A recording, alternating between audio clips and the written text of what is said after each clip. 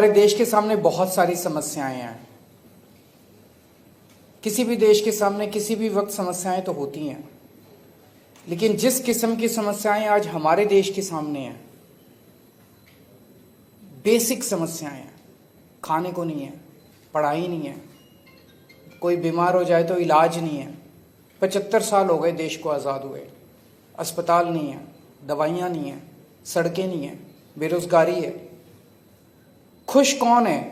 कोई नहीं है। स्टूडेंट्स दुखी हैं, महिलाएं दुखी हैं, व्यापारी दुखी हैं, इंडस्ट्री का बुरा हाल है, चारों तरफ बुरा हाल है। और क्यों?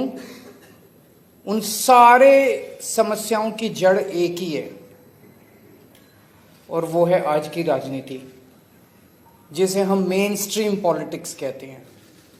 ये कांग्रेस, बीजेपी और दूसरी पार्टियों की जो राजनीति है, जो 75 साल से चली आ रही है, जो एक ही ढर्रे पे चली आ रही है, जिसे हम मेन स्ट्रीम पॉलिटिक्स कहते हैं।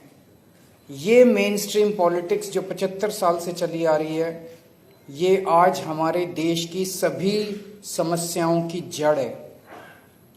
अभी किसी वक्ता ने बिल्कुल सही कहा कि हमारी जिंदगी के हर मुद्दे को राजनीति टच करती है।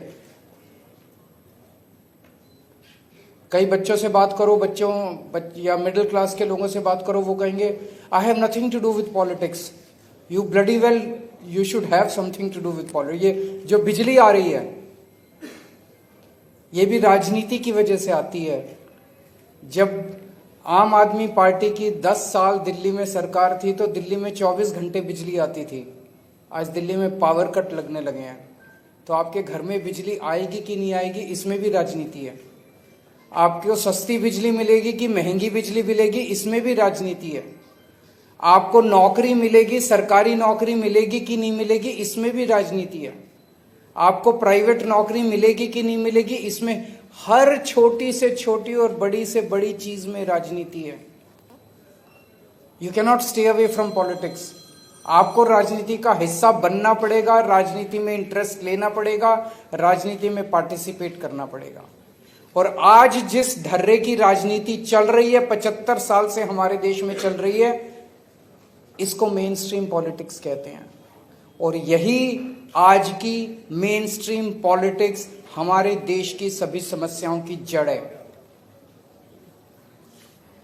आम आदमी पार्टी ने 10 साल दिल्ली में राज किया, और अब पंजाब में हमारी सरकार है। दिल्ली में जिस तरह का काम हमने किया और जिस तरह की राजनीति हमने की, उसे ऑल्टरनेटिव पॉलिटिक्स कहते हैं। हम कहते हैं स्कूल बनने चाहिए, ये लोग कहते हैं अच्छे स्कूल नहीं होने चाहिए। हम कहते हैं लोगों को अच्छा इलाज मिलना चाहिए। हमने शानदार स्कूल बनाए 10 साल में दिल्ली के अंदर, सरकारी स्कूल अच्छे कर दिए। 10 साल तक प्राइवेट स्कूलों को फीस नहीं बढ़ाने दी, सरकारी स्कूल इतने शानदार कर दिए।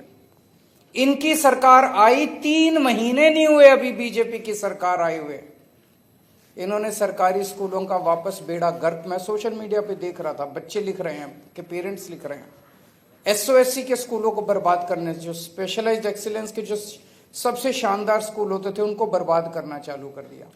क्यों? क्योंकि ये उनकी राजनीति का हिस्सा नहीं है। वो मेन स्ट्रीम पॉलिटिक्स जो उसको कहते हैं, उसका हिस्सा नहीं है कि लोगों को अच्छी शिक्षा मिले। हमारी ऑल्टरनेटिव पॉलिटिक्स का हिस्सा है कि अच्छी शिक्षा सबको मिलनी चाहिए, चाहे गरीब का बच्चा हो चाहे अमीर का बच्चा हो। हमारे 10 साल के अंदर जब दिल्ली में हमारी सरकार थी, हमने शिक्षा माफिया को कंट्रोल कर रखा, शिक्षा माफिया को ध्वस्त कर दिया दिल्ली के अंदर। बड़ी मेहनत करनी पड़ी, बड़ी धमकियां आई, बड़ा हिम्मत दिखानी पड़ी शिक्षा माफिया के खिलाफ। ये शिक्षा माफिया, बड़े बड़े स्कूल, ये छोटे लोग नहीं है जो बड़े बड़े स्कूलों के मालिक हैं, उन लोगों का सामना किया हमने। 10 साल तक प्राइवेट स्कूलों को फीस नहीं बढ़ाने दी। अभी 3 महीने नहीं हुए दिल्ली के अंदर इनकी सरकार बने हुए, और फीस, सारे प्राइवेट स्कूल फीस बढ़ा रहे हैं। बच्चों के पेरेंट्स बाउंसर लगा दिए, जो फीस नहीं देगा उनके बच्चों को स्कूल में नहीं आने दे। ये इनकी राजनीति है, ये मेन स्ट्रीम राजनीति है। मेन स्ट्रीम राजनीति वो है जिसमें शिक्षा माफिया का राज होगा। मेन स्ट्रीम राजनीति वो है जिसमें शिक्षा माफिया आपके बच्चों को स्कूलों के अंदर नहीं घुसने देगा। सब्सक्राइब कीजिए और बेल आइकन को भी दबा दीजिए ताकि आप हमारे आने वाली वीडियो का नोटिफिकेशन सबसे पहले पा सकें।